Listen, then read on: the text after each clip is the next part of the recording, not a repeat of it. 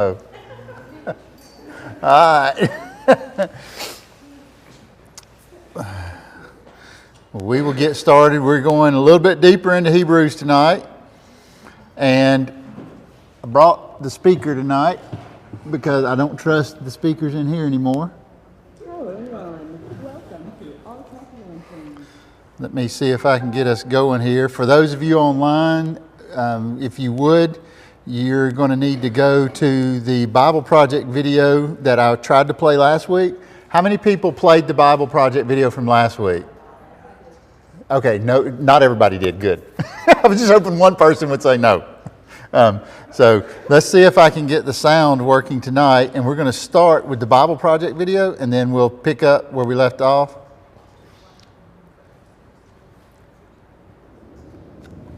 If you were a praying mantis, it would be socially acceptable to devour your mates. And if you're a honey badger, you have no regard for other animals. You don't care. If you're a panda with twins, it's normal to abandon one to take care of the other. But if humans do any of these things, we would call it wrong, unfair, or unjust. Yeah, why is that? Why do humans care so much about justice? Well, the Bible has a fascinating response to that question. On page 1, humans are set apart from all other creatures as the image of God. Yeah, God's representatives who rule the world by his definition of good and evil. And this identity, it's the bedrock of the Bible's view of justice. All humans are equal before God and have the right to be treated with dignity and fairness no matter who you are. And that would be nice if we all did that. But we know how the world really works. And the Bible addresses that too. It shows how we are constantly redefining good and evil to our own advantage at the expense of others. Yeah, self-preservation. And the weaker someone is, the easier it is to take advantage of them. And so in the biblical story, we see this happening on a personal level, but also in families, and then in communities, and in whole civilizations that create injustice, especially towards the vulnerable. But the story doesn't end there. Out of this whole mess, God chose a man named Abraham to start a new kind of family.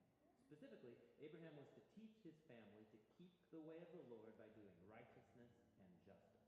Yeah, doing righteousness, that's a Bible word I don't really use, but what comes to mind is being a good person.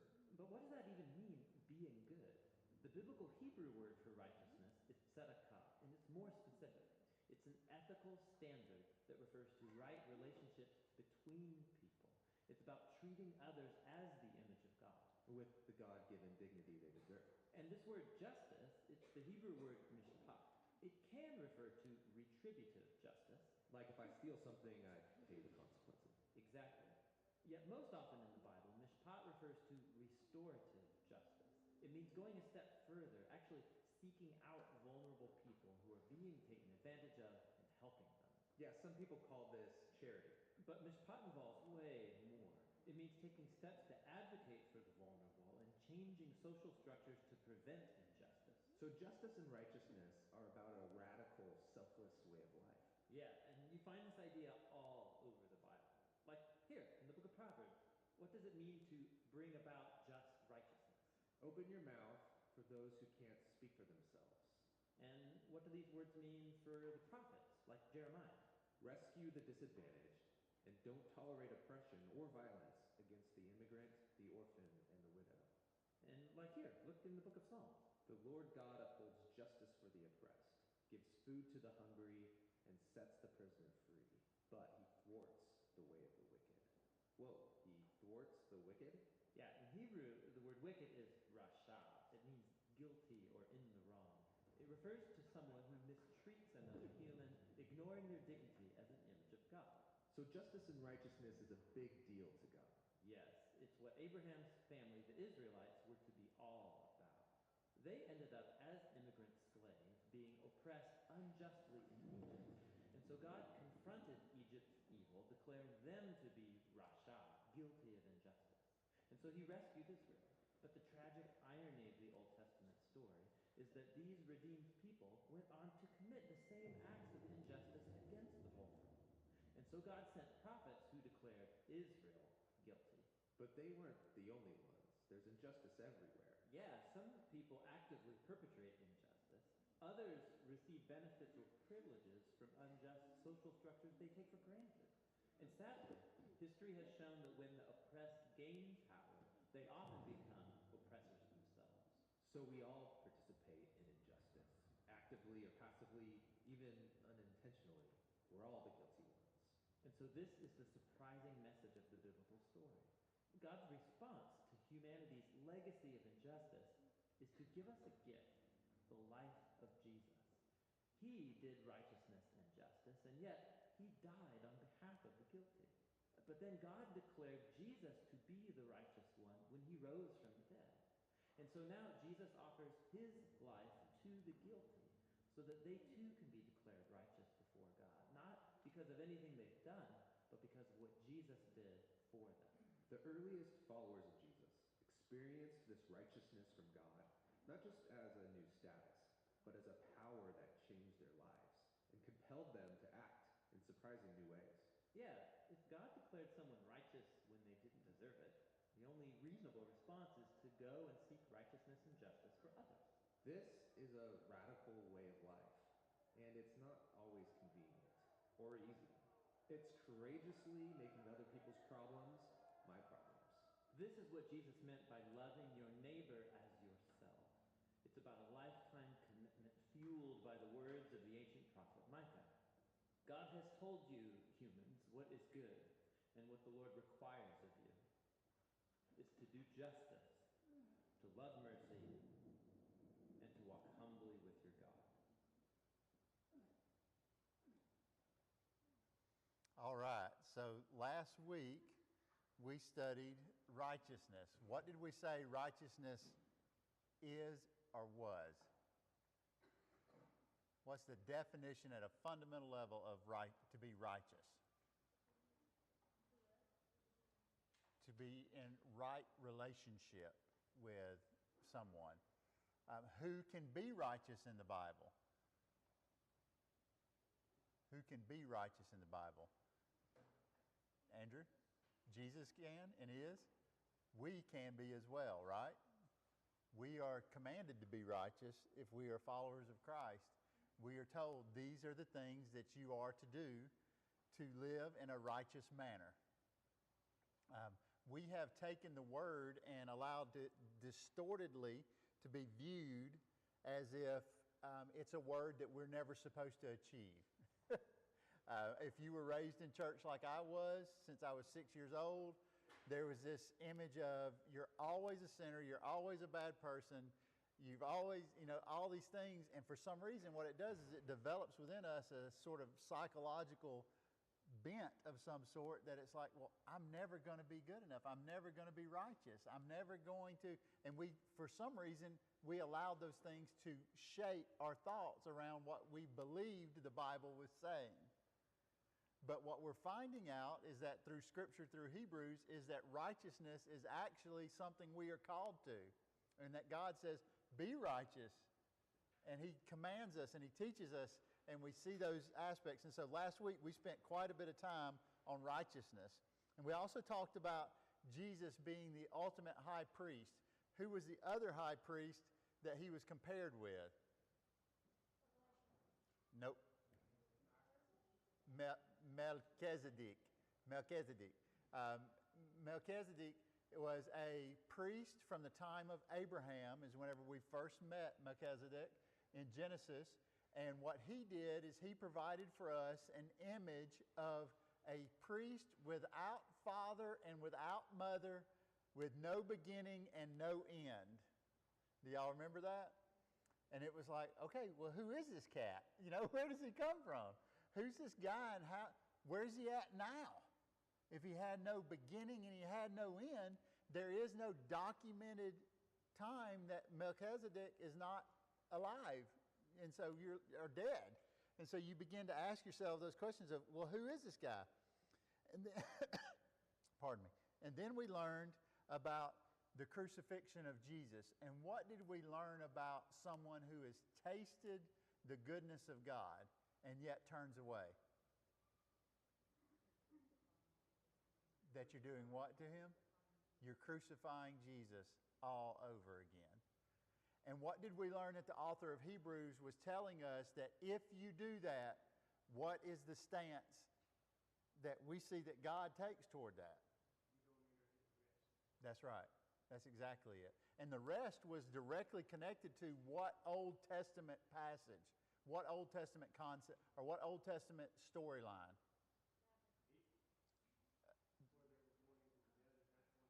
That's exactly right. David said where they were going from Egypt into the Promised Land, and that was supposed to be them entering the Promised Land, which was the rest that God would give them. We explored that concept in detail in some other times with Get Together, and where we talked about why were the Israelites going into the Promised Land. We often grew up with, well, God made a promise to them, and He was giving them a land to occupy. But what we see is that God sent them into that land primarily to do what one thing? To purge the land of evil, to annihilate all the bad people. The Israelites were a tool in the hand of God to reclaim the land which He had made, and He began to give them that land as a part of a promise to who? To Abraham. He made that promise and said, I promise to you that you will be blessings to others. That was the first promise. And that you will multiply greatly. And then He said, I'm going to lead you into a land that will become yours.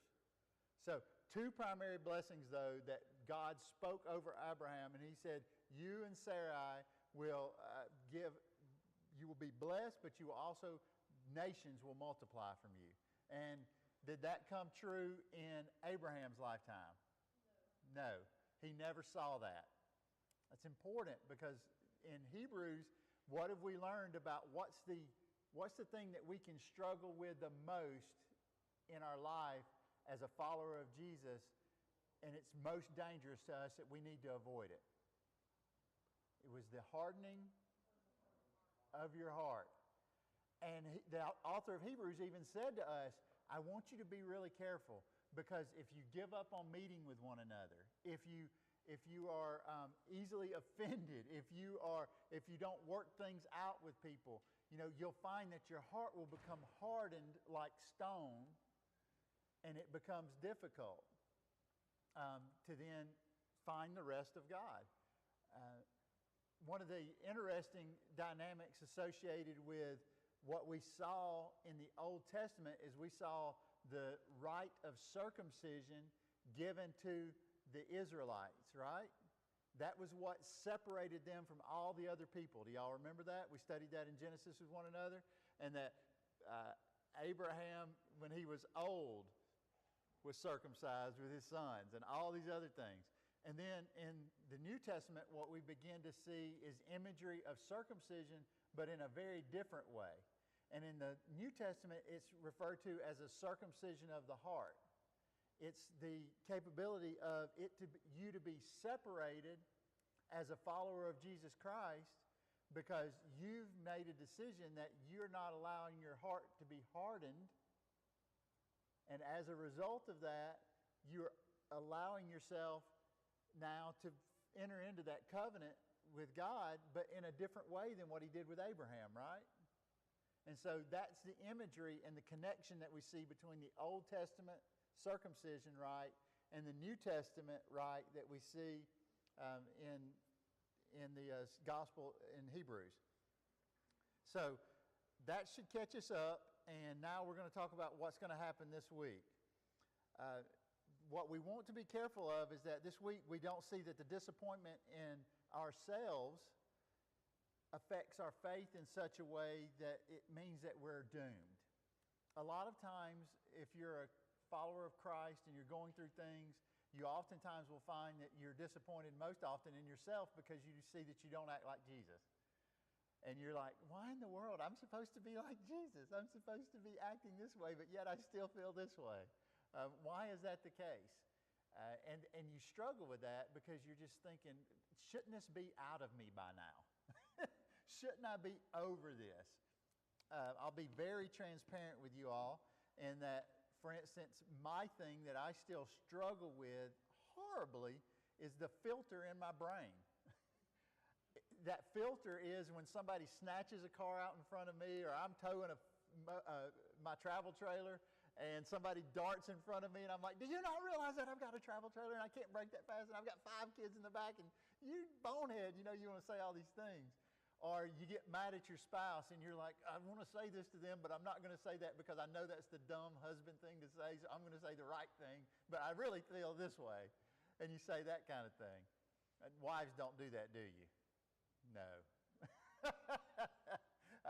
And then, there's just all these things that I think, Lord, if my filter was not here, I am still so ugly, spiritually speaking. There's so many things that if people really saw me for who I am sometimes, they would be like, wow, I didn't know Chad thought that or acted that way or whatever. And that's one of the things we do, is that we find ourselves, and that's one of the things we're going to talk about tonight, is that disappointment sets in and you're like, I'm never going to be good enough. I'm never going to be righteous, to use the terminology that we're studying in Hebrews. But then we also are going to see tonight that God makes a promise that's bigger than anyone.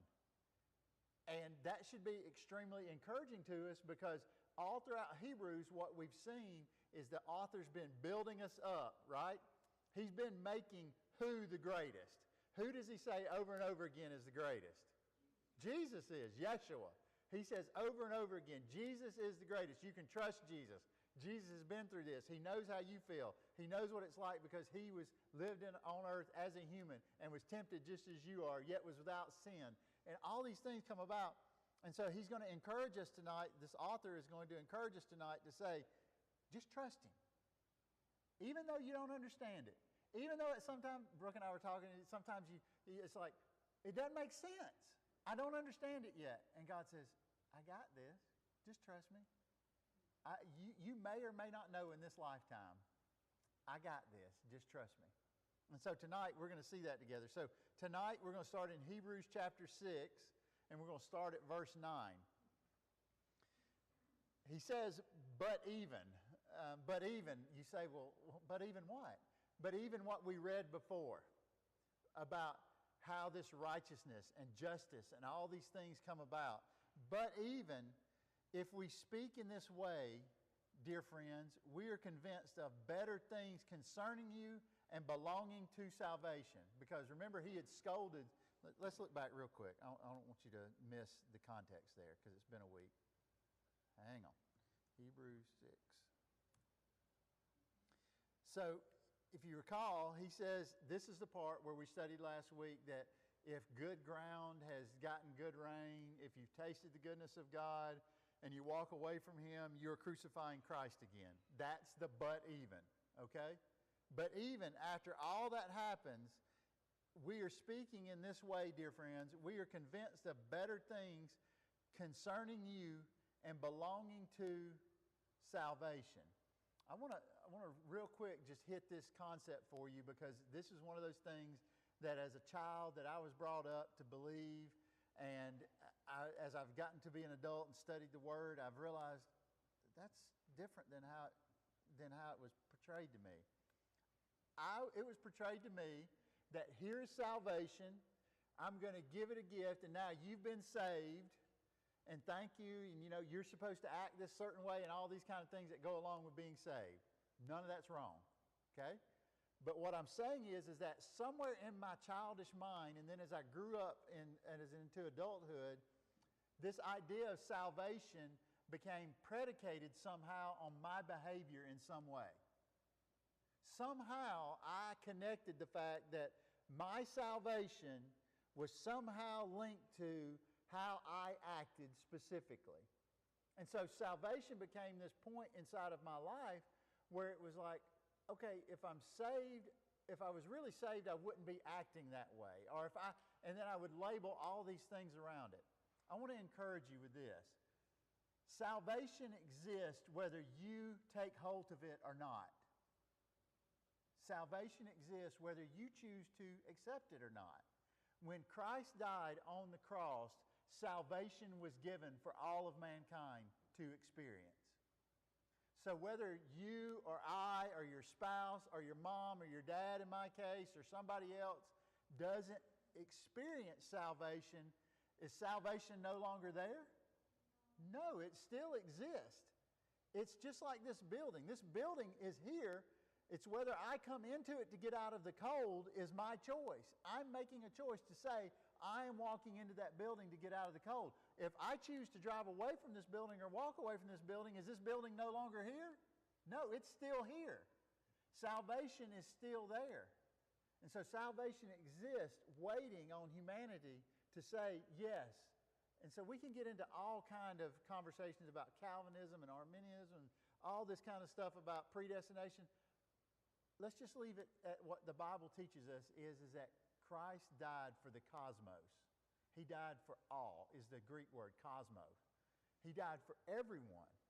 Does that mean, as Rob Bell or some other people believe, that all dogs go to heaven? That every human is going to end up in heaven? There are many pastors that have defected from the faith and said, no, everybody's going to heaven. God is a merciful God. Everybody goes to heaven at the end of the times. And that scripturally just doesn't hold up, does it? Because we know that even from Hebrews, that if you turn your back and you turn your life against God's purposes and will, that you will essentially be crucifying Christ again. And we know through the study of Hebrews that we've even seen that there were people in the desert who wandered for 40 years, and those who were adults never entered into the rest of God, did they? And so what we can't do is we can't take for granted that salvation is something that we must choose to participate in. It's there, whether we choose to participate in it or not. And that's hard for me, because I've been raised to believe that somehow my dad, I just need to pray him in. And if any of y'all have people that you love dearly, you've been in that same place where you've thought, I'm just not praying hard enough. Or if they would just yield and all these kind of things, you're just thinking, Lord, please. And salvation exists just like it has for you, as it will for him, as it does for him. And that is what the author of Hebrews is teaching us through this, is he's saying, it's there, and I want you to belong to it, because it's freely yours. For God, verse 10, for God is not unjust, which would imply that the opposite of unjust is to be just. As Annie would say, moose, rabbit. There's, it's unjust and just. So if God is not unjust, that must mean he is just. If that means he is just, logically thinking, that must mean that he has a moral delineator, that he says, this is okay and this is not. This is acceptable behavior and this is not acceptable behavior. And so for God is not unjust so as to forget your work and the love which you demonstrated for his name by having served the saints and continuing to serve them. Now keep in mind, we're reading this as people that are getting this letter as a bunch of Israelites that are messianic, believing in Jesus as the Messiah.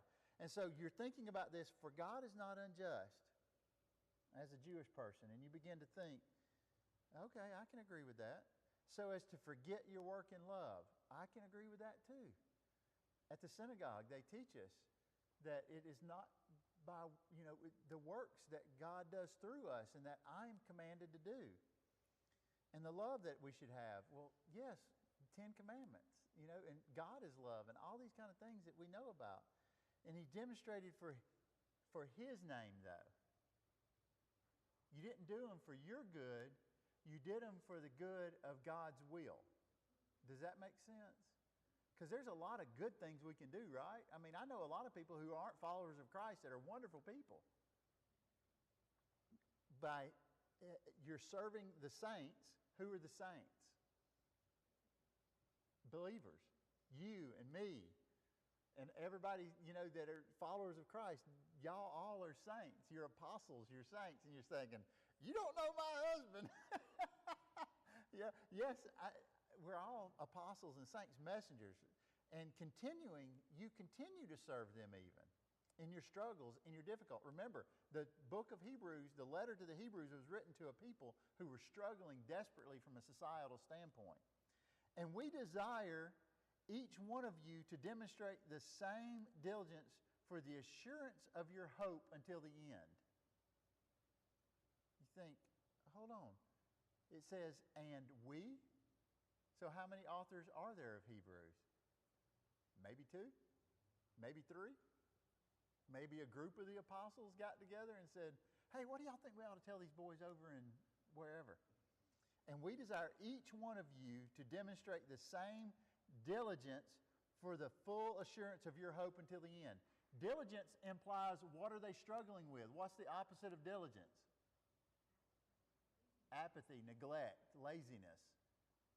So what is he telling them? I want you to be diligent with what you're doing. What does he want them to be diligent with? Love. He specifically said, don't forget your work and the love which you demonstrated. So don't stop doing that. In order that you may not be sluggish. Have we seen that before? We saw in the book of Hebrews, sluggish was most often associated with your hearing. Remember, you got slow to hearing.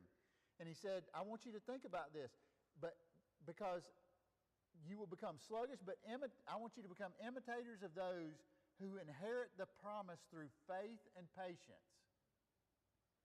Imitators. Paul said, imitate me.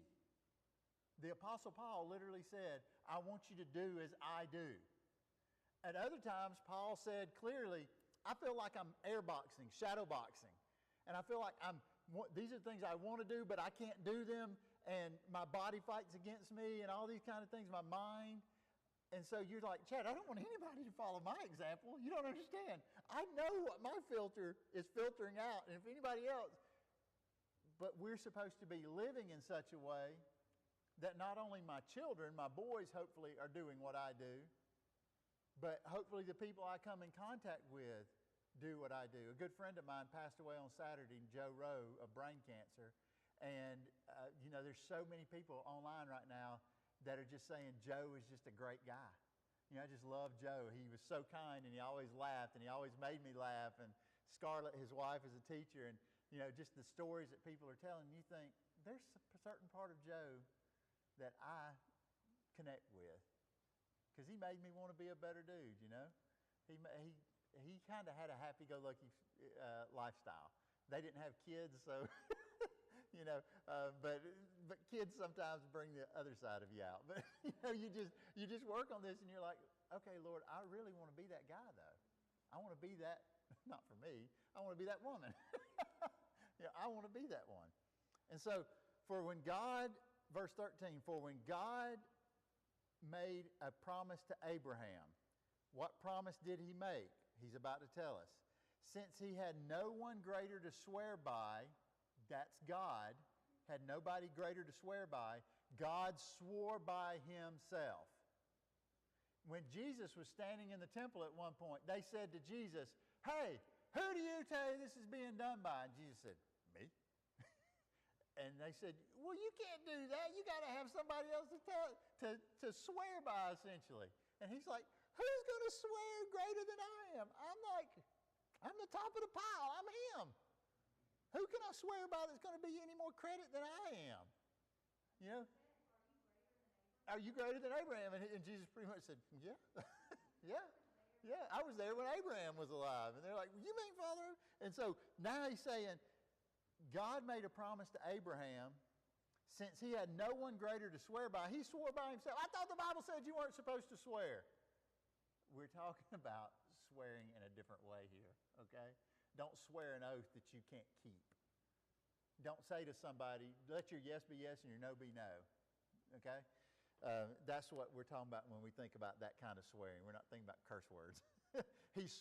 God swore by himself, saying, surely, Abraham, this is what he wrote to Abraham, this is what he said to Abraham, surely I, God, will greatly bless you, Abraham, and I will greatly multiply you, Abraham.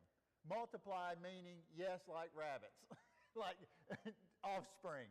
You're going to have babies and you're going to have kingdoms and all these. And matter of fact, Abraham had the children of Israel, and we see a great nation being birthed out of that. And so, by persevering, who is the he here? Abraham obtained the promise. What did Abraham, We have the entire book of Genesis telling us about the story of Abraham almost. The book is moving up to it through the creation story, through Noah, and then after Noah, it's like everything gets focused on Abraham, right? I mean, we get a huge portion of the book focused on Abraham. And so think about that for a minute. And so by persevering, he obtained the promise.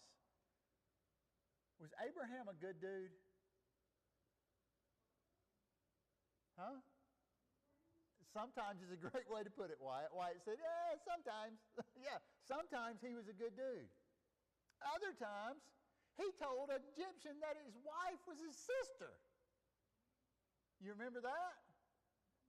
And then other times you see him bargaining with God on the side of a cliff going, hey, God, if there's 45, will you not destroy the whole city if there's 45 people in Sodom and Gomorrah? Well, what if there's, and he just keeps bargaining with God, and you're like, you're bargaining with God, dude. You're crazy. And you see all these times that you're just like, well, Abraham, yeah, he was not a good dude sometimes. You know, there's a lot of points in his life, but he persevered and he obtained the promise. The promise being what? To bless you and multiply you. For people swear by what is greater than themselves, and the oath for confirmation is the end of all dispute for them. In a Jewish society, if Bruce and I are going to say something like, we know something has happened. Bruce has done a job, and he did a job well, and I was on the job site with him, and I know he wired that house right. I know he did not miss one neutral wire being bonded in the right place. I know he did it right. He didn't get colorblind all of a sudden, and I wasn't the one who did it. You know, and so Bruce did the job right, and I'm there with him, and I know he did it right. But somebody, the guy that owns the house, comes back and says, you caused my $3,000 TV to blow up, and you're going to pay me for it. And Bruce is like, I can't buy that TV for you. All my profit margin's gone. I might as well have done the job for free and given you some money on top of it. In Jewish society, I would need to be there next to Bruce and say, my character as a witness and his character as a witness, he did it right. And the guy would say, well, how do I know you're worth? Well, I'm the head elder, or I'm the whatever. You get that? My oath, my word. And so what we're seeing here, for people swear by what is greater than themselves, and the oath of confirmation is the end of the dispute for them. I stood next to Bruce and said, he didn't do it that way. And therefore the guy on the other side says, fine, if Chad said that he didn't do it, we're good. So in the same way, God, verse 17, because he wanted to show even more to the heirs of the promise. Who are the heirs of the promise? Jewish people and us. Because we heirs of Abraham? Yes. We are heirs of Abraham because we've been grafted in to that tree as Gentile believers. Okay? And if you don't understand that, if you're like, hold on, Chad, let me be quick here. If you are a follower of Jesus Christ as a Gentile, as a non-Jewish person, okay, if we can separate people into two primary groups, Jewish and non-Jewish, you know, moose and rabbit. If you can separate two different people groups, you and I are Gentiles.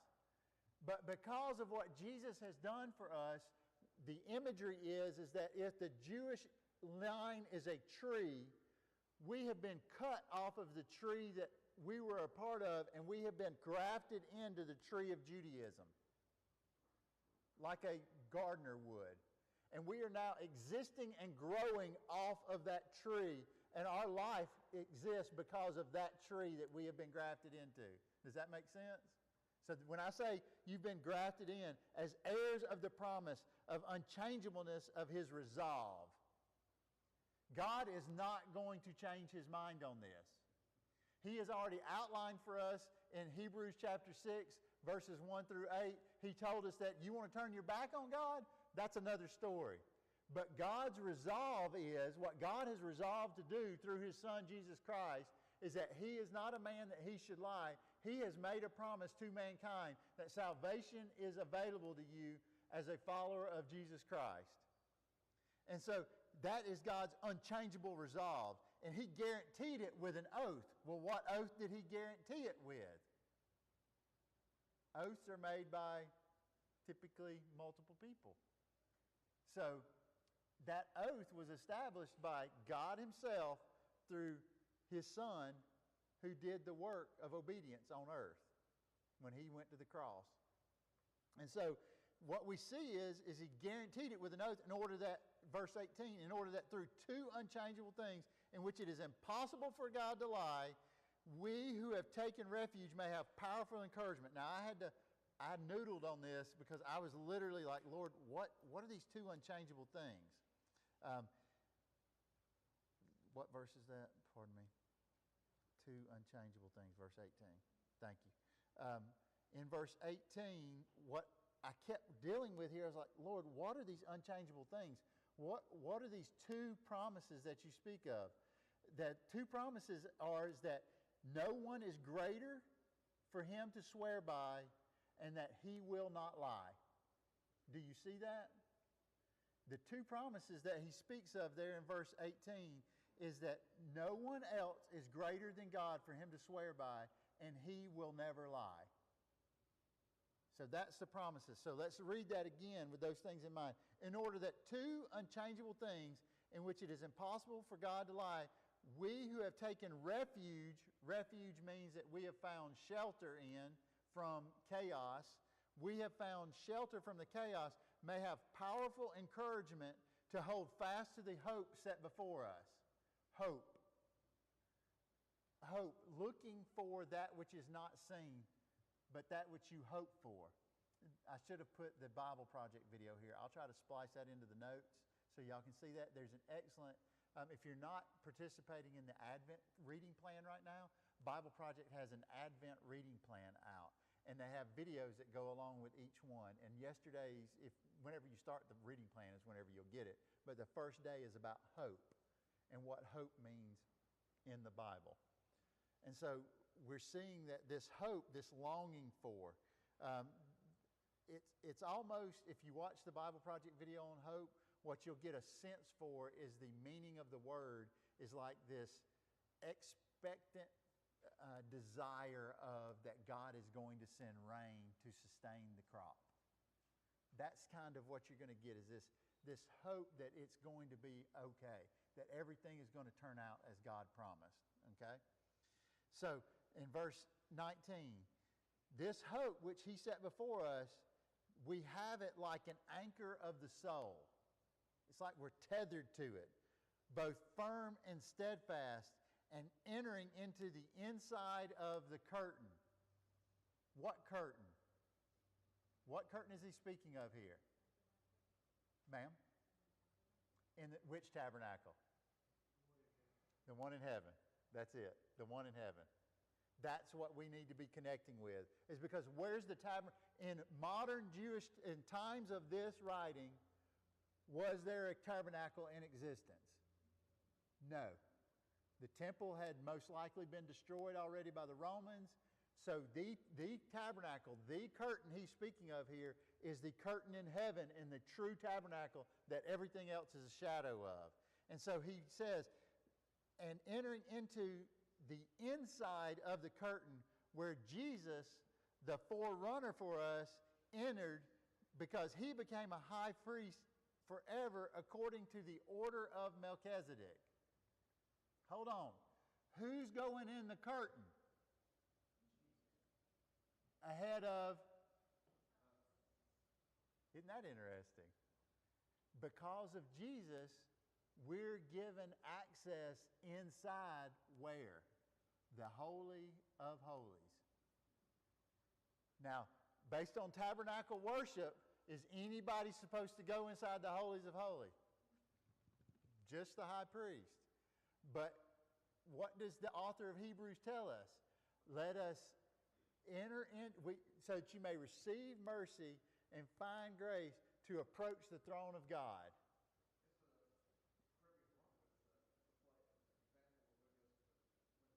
It's a perfect one with the example of when the priest was going on inside the curtain, inside the tabernacle, I guess on behalf of the Sinful people. Yes. Jesus is now doing that in heaven, right now. Right now. He stands inside the Holy of Holies. He actually sits. God invited him to sit at his right hand.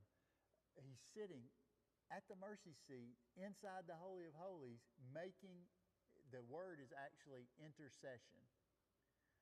The biblical word is intercession. He is speaking on our behalf. Siri just heard me say that. He is making intercession on our behalf. He is pleading with the Father. He is speaking on our behalf to the Father. And what we know is that right this moment, and I hope this encourages somebody, because if you're struggling tonight and you're saying, I'm not good enough, I'm not righteous, all these kind of things, you can never be fully there. Jesus is fully that on your behalf. And because of him, God does not see that in you that way. He sees you through the sacrifice of Christ and literally looks at you and says, you are my beloved. I love you. God says that about you because of what Jesus did. You're covered because of what Jesus did. You realize Jesus is not sitting there sacrificing over and over and over again like in the old tabernacle. It's done. He's sitting. The work is finished. He is in the rest of God. So God's not seeing us, he's seeing Jesus. He's seeing us through Christ. David, I can't help, I have to imagine things. Maybe I've just got a vivid imagination. I don't know. Yeah, I do. So what I see in my mind's eye, and this is not biblically based. I'm just telling y'all this is how I can think about it and how it makes sense to me. The Bible says that we are in Jesus. And the only way that I can see that is that like I'm a molecule within his body. Like I'm covered by his blood. Does that make even more sense? And it just makes me think about that when God looks at Jesus, I'm a part of him. Does that make sense? And so for me, whenever I see that in my mind's eye, I see me literally in the body of Christ. And there's so many illustrations. I get this because there's so many illustrations in the Bible about being a part of the body. I just see myself as being part of who he is. And it's only because of that I am viewed the way I am is because I'm a part of who Jesus is. And Jesus is 100% pure in front of God. There is no judgment, concern, fear for Jesus sitting next to the Father at all. And that's hard for us to understand because our daddies were hard on us. You know, we see our daddies and we have a little bit of a different picture. So whenever we use the word God and Father together, it sort of distorts our image of who God is. But the relationship between Jesus and the Father, and we as Christians too have muddled that up in our religious walk. We've said, well, they're one. They're smashed together and they're like, you can't tell one apart from the other. No, they're sitting. Jesus is sitting at the right hand of the Father. As we know, as a spirit, as a person. And the Father is sitting there next to him. And the Holy Spirit is where? Here with us. Here with us. And so that's what we think about here is that we say God cannot lie, and we take refuge that we may have powerful encouragement to hold fast to that hope, which we have like an anchor, so that we too, as Jesus became a high priest like Melchizedek. Now this is important. This is a transitionary part in the text, in the scripture. What's happening here is that he is now transitioning from a Jewish mindset, and he's saying, you've read about Melchizedek in the old scriptures, in the Torah. You know this, Jewish person. You know that Melchizedek came from no one. He never was birthed. He never died. He was that first priest. And I thought about that this week as I was studying. I thought, that's really interesting. Where did people learn to worship God to begin with? Abraham heard his voice and God said, go to this place. But where did people learn to sacrifice animals, and where did people learn to tithe and pray and do all these kind of things that we do? And then I look back and I see this Melchizedek guy, and I go, oh, well, we see the very first time that Abraham interacts with this king of Salem, the king of peace, the king of righteousness, Melchizedek. He brings to him some of the bounty from the 5 kings that he conquered. For this Melchizedek, king of Salem, priest of the Most High God, who met Abraham as he was returning from the slaughter of the kings. That's a good, that's like a movie word right there. He slaughtered the kings, and he blessed him. Melchizedek blessed Abraham, to whom also Abraham apportioned 1/10 of everything. In the first place, his name is translated the King of Righteousness. And then also he's the King of Salem. That is the King of Peace, without fear, without mother, without genealogy, having neither beginning of days nor end of life, but resembling Jesus. Now, who resembles who? Melchizedek resembles Jesus, okay? So there's obviously a pecking order here.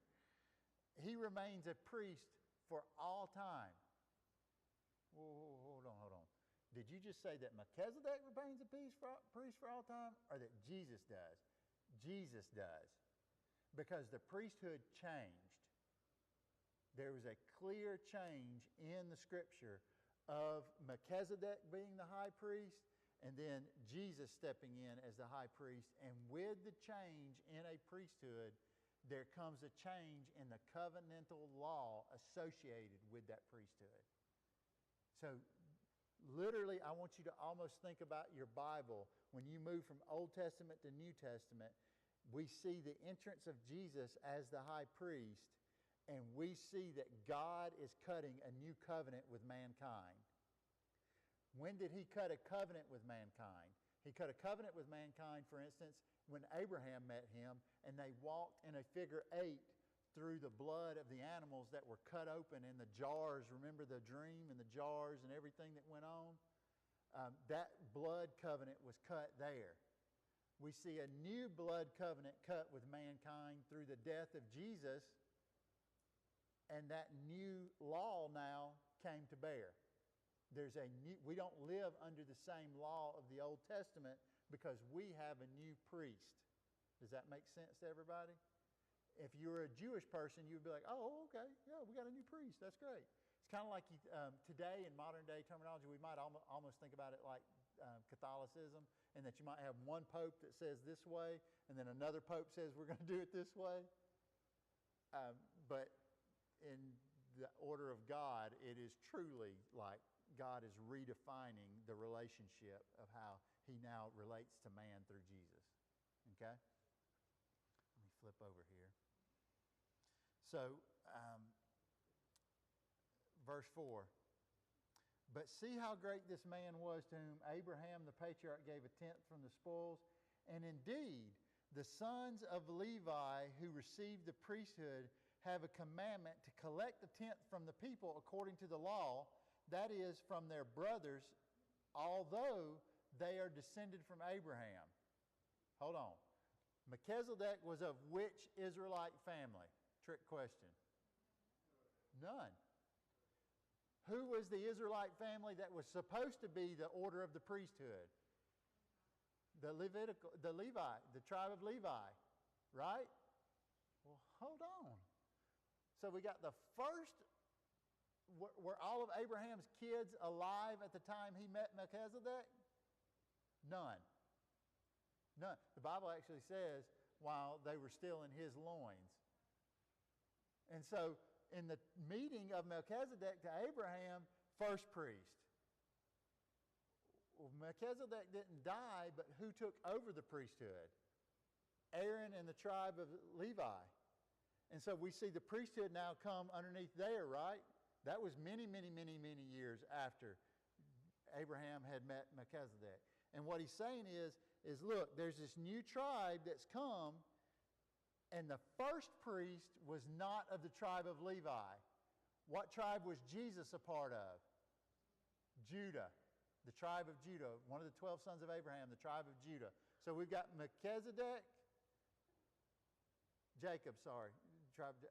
got Melchizedek, we've got the tribe of the Levites, and then we now got a priest coming from the tribe of Judah. Y'all see that? There's 3 different places. So now, but the one who did not trace his descent from them collected tithes from Abraham and blessed the one who had the promises. Remember, the promises were the blessings to Abraham to bless his family and to multiply them. Now look at this. Now, verse 7, without any dispute, the inferior is blessed by the more prominent. The inferior is always blessed by the more prominent. I want you to think about this for a second. There's a book by a gentleman named Frank Viola that I've read many years ago, and it was talk about, the book was called, I think it was called Reimagined, and it was a study of the the New Testament structure of the church. And the New Testament structure of the church was primarily focused on what kind of gathering? House churches. House churches. And so what Frank is trying to unwind in his book is many of the concepts we've taken into modern day church. I am not about to speak against tithing to your church. Do you hear me clearly? Okay? Nobody, if you hear me in what I'm about to say and go, well, he said he wasn't going to say that, but he did say it, then I haven't communicated it well. What I'm telling you, though, is this. We are giving away tithing and believing that we're doing the will of God by cutting a check on Sunday morning to the church and never listening to what the Holy Spirit is telling us to do. I want you to think about that for just a second. And you think about what the Bible even teaches about. The Bible clearly teaches that we are to tithe. We most often associate that with 10% of whatever our earnings are. By the way, that's supposed to be your gross earnings, not your take home. But that 10% is what we think about. I want to encourage you to think about what you're doing with that money. Because God is giving you a stewardship over that. It is not yours in the first place. 10% of it is not God's and 90% of it is yours. 100% of it is God's, and you're just managing the other 90% that He didn't require of you immediately. But what I don't want you to do is walk away from here and not understand the principle that God is giving that to you and you have to be a steward of it. I will not go into detail about this because it doesn't need to be, but there are times that God may require of you. I will go into this detail. Kelly and I don't cut a check every week to a church. We put 10% back and we put it in a separate account and we set it aside. We don't touch it. And what we do is we hold that money and we know that God is going to tell us at some point, you need to go do this. Sometimes it might be a minuscule ask. Sometimes there's been much money in there, and I've looked at Kelly and said, what are we going to do? And we both agree, just sit on it till God says this. And I want to tell you something. There have been things happen with that mentality that no organized body of believers could have ever done because of the bureaucracy behind it. But that God said in a moment's notice, I've been holding it for that long for this reason, go use it this way right now. And you know it without a shadow of a doubt, and you're like, okay, that was right. Okay, yeah, we got it. We listened. That was what we were supposed to do. I'm not advocating that you don't need to tithe to your church. I'm advocating, why are you doing it? Are you doing it? Are you listening to God tell you to do that? Are you abdicating the stewardship to someone else because you don't want to be held responsible for it? Does that make sense? And that's what, when we think about this, I want you to think about it. I want you to think about, Lord, what are you trying to teach me with what you're giving me and how I'm supposed to use that and be a steward of it? So now he says in verse 7, now without any dispute, the inferior is blessed by more the prominent. And in the case, mortal man receives tithes, but in that case, it is testified that he lives. Hold on, and in this case, mortal men receive tithes. the inferior receives tithes, but in the case it is testified that Jesus lives. And so to speak, even Levi, the one who receives tithes, had paid tithe through Abraham to Melchizedek, to the high priest. Even though he wasn't alive, he had paid those tithes, for he was still in the loins of his father when Melchizedek met him. That is really confusing. But what I want you to see here is we must ask ourselves, what is being taught about the reason we are tithing? Why did Abraham tithe? Did Melchizedek ask for it? No. But Abraham believed it to be his duty based on the interaction or belief he had in how to pay respect to God. This gift, this tithe, is an ancient practice, even among pagan cultures and practices. We see that they would actually take and give gifts to the gods. They would literally bring children, or they would bring money, or they would bring vegetables, or they would bring animals, and they would give them. The question is not should we give, but why do we give? Do we give out of compliance, compulsion, or gratitude? Do we listen before we give, or do we simply abdicate that responsibility to the organized body of believers that we call, quote, the church, and we just do away with it? Okay? So that's what I want you to think about, and that's what we should be listening to. It's 2 minutes to 8, and I really wanted to go farther. No, we're just going to end. Okay. Help me remember. What verse were we on? Verse 11. Verse 7, verse 11. Okay. Turn this off.